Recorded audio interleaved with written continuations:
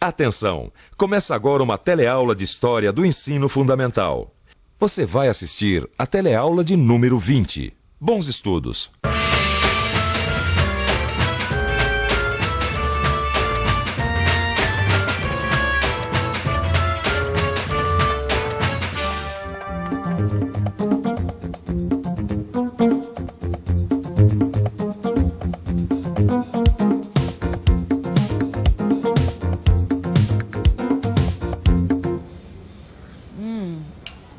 Às vezes a gente nem percebe, mas muito dos nossos hábitos tem a ver com a história do nosso país.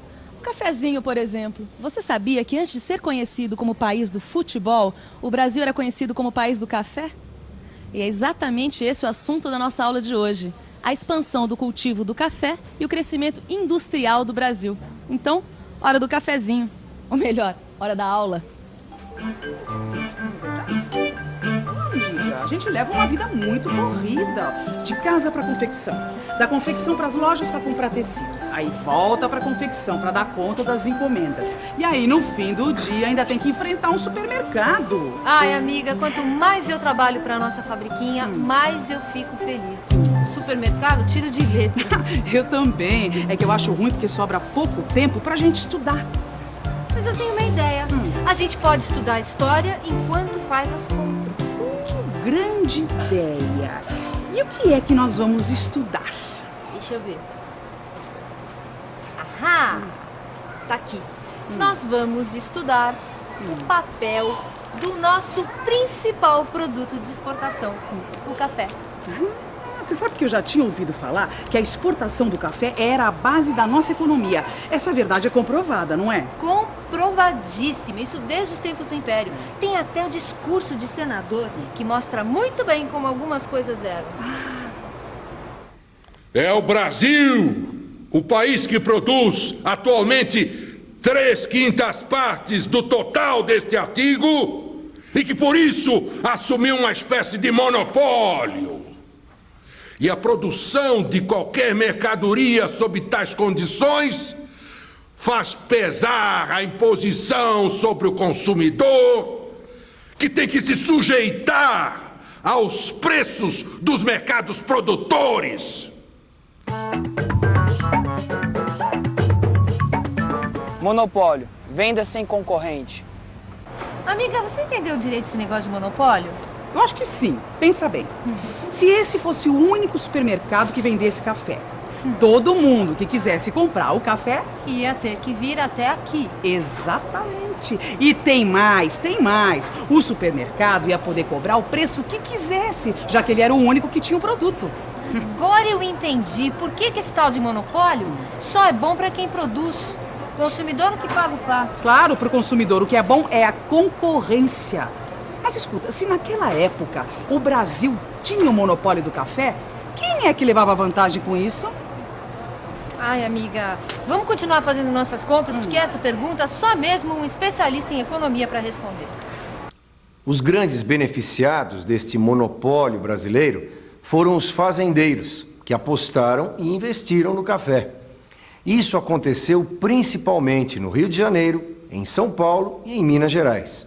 O governo daquela época também saiu ganhando, já que o imposto de exportação pago pelo café era uma enorme fonte de renda. E como pagavam muitos impostos, os fazendeiros de café exigiam poder político.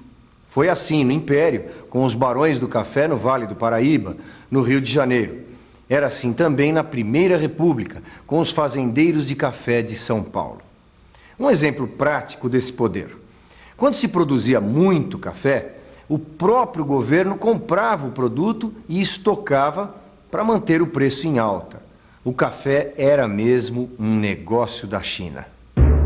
Você deve estar achando esquisita essa história de o governo comprar e estocar tanto café, não é mesmo?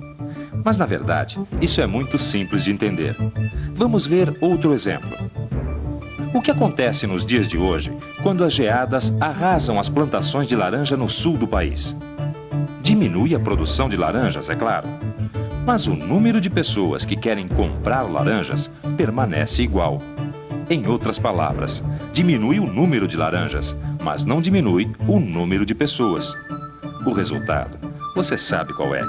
Aumenta o preço da laranja. Mas e quando acontece o contrário? Ou seja, o que acontece quando aumenta a produção de laranjas e o número de consumidores de laranja permanece igual? O preço desce. É lógico. Esta é a lei da oferta e da procura. Quando a procura é maior do que a oferta, o preço sobe. E quando a oferta é maior do que a procura, o preço desce. Era isso o que acontecia com o café naquela época. Quando a produção de café aumentava, o governo intervinha.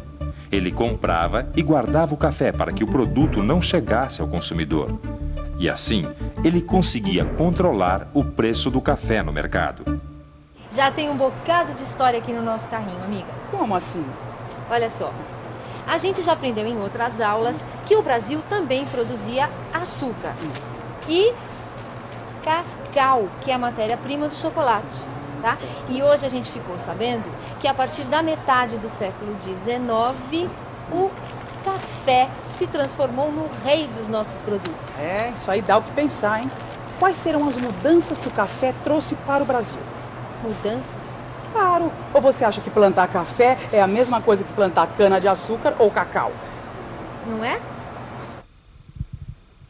Bom, para quem não conhece, esse aqui é um pé de café. E essa frutinha vermelha é o famoso café. Esse aqui é o seu Antônio, que entende muito sobre esse assunto e vai nos ajudar a esclarecer algumas coisas sobre esse famoso produto.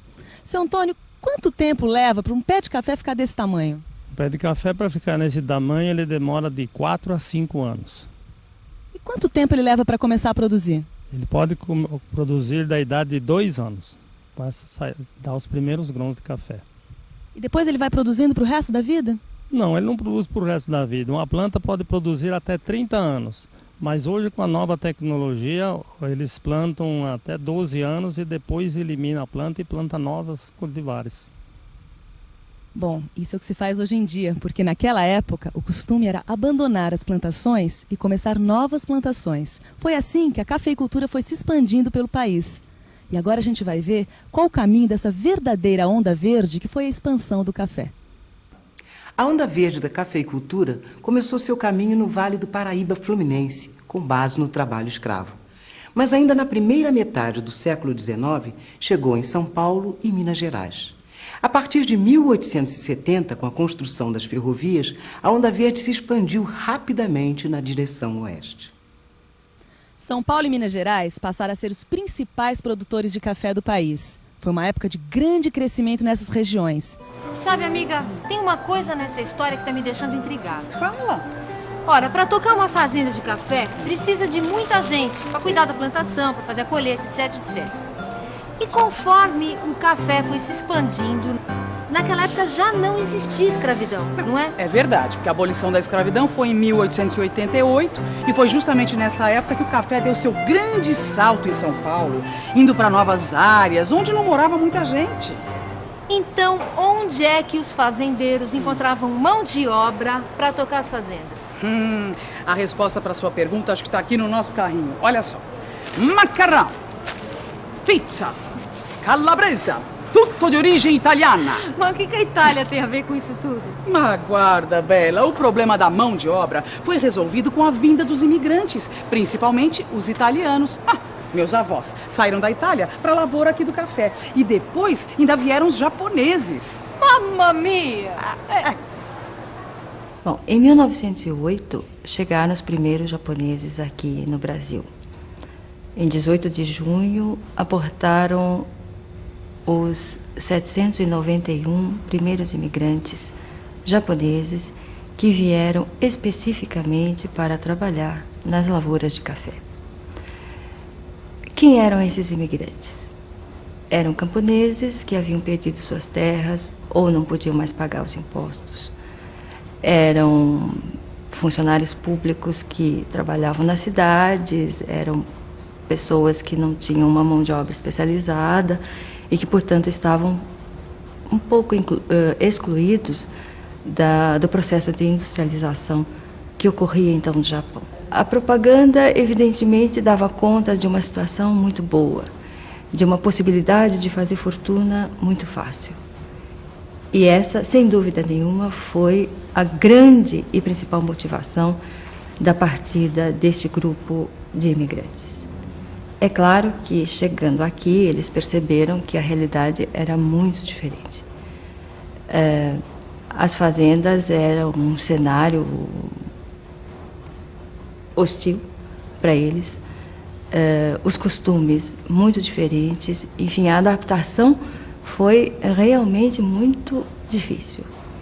Na verdade, quando eu tomo um cafezinho, não é sempre, evidentemente, que eu penso nas dificuldades que eles sofreram e tudo, mas é bom saber que este produto tem uma história tão grande e envolve os meus antepassados. Isso é muito bonito. A gente podia comprar polvilho, um queijo meia cura, fazer pão de queijo para tomar com um cafezinho. Ótima ideia, amiga. Nada melhor do que um pão de queijo bem quentinho com um cafezinho bem fresquinho. Falando nisso, o que será que acompanhava o café naqueles tempos? Como assim? Ah, querida, é lógico que a cafeicultura gerava muita riqueza, mas ninguém vive só de café. A gente não viu que estava surgindo uma cidade atrás da outra?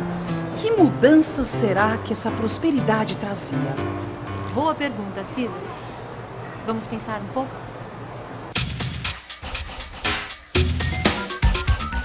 Vamos pensar um pouco. Vamos pensar um pouco. Não é difícil imaginar que a prosperidade daquela época estava ligada principalmente ao café. Mas é como disse nossa amiga, ninguém vive só de café. As cidades começaram a crescer e precisavam de energia elétrica, bondes, sistema de água e esgoto, bancos e, é claro, de comércio. Mas, por outro lado, o Brasil daquela época era rural e produzia basicamente matérias-primas. Se quisesse alguma coisa industrializada, por exemplo, tinha que importar. A não ser que a indústria brasileira começasse a dar conta do recado, ou pelo menos tentar. Com a riqueza gerada pelo café, é bem possível. Será que é isso mesmo? Se você tivesse dinheiro sobrando, onde investiria? No meu apartamento que tem construção. Na bolsa. Viajar, passear bastante. Na vida. No começo do século, os fazendeiros de café tinham muito dinheiro sobrando e a atividade industrial era um excelente negócio, já que nessa época o Brasil importava praticamente de tudo. Então foi com o dinheiro do café que a indústria brasileira deu seu primeiro salto de crescimento. As primeiras grandes indústrias do Brasil produziam principalmente bens de consumo imediato. Por exemplo, as fábricas de tecidos e de cerveja. Algumas delas existem até hoje. Além das grandes indústrias, surgiam cada vez mais pequenas fábricas e manufaturas, especialmente no ramo do vestuário, com as fábricas de chapéu e sapatos. Tá tudo aqui? Tá. Ótimo.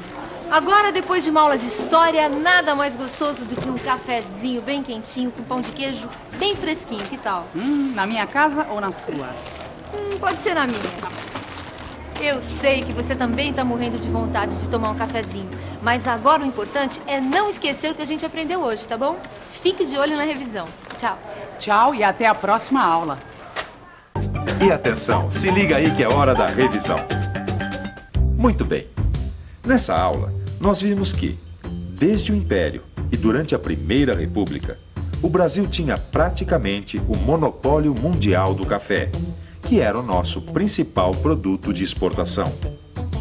Vimos também como São Paulo e Minas Gerais se transformaram nos grandes estados produtores do país. Os imigrantes foram a base da mão de obra para a expansão da cafeicultura no período republicano, principalmente os imigrantes italianos e japoneses em São Paulo. E parte do dinheiro gerado pelo café foi investido na indústria brasileira, que assim deu um salto para frente. A hora do café ainda não chegou. O momento é de estudo e reflexão. Depois de ler e pensar sobre o assunto da aula de hoje, responda a seguinte questão: qual o papel da cafeicultura na economia brasileira da Primeira República? Bom, daqui a pouco você pode tomar seu cafezinho. E até a próxima!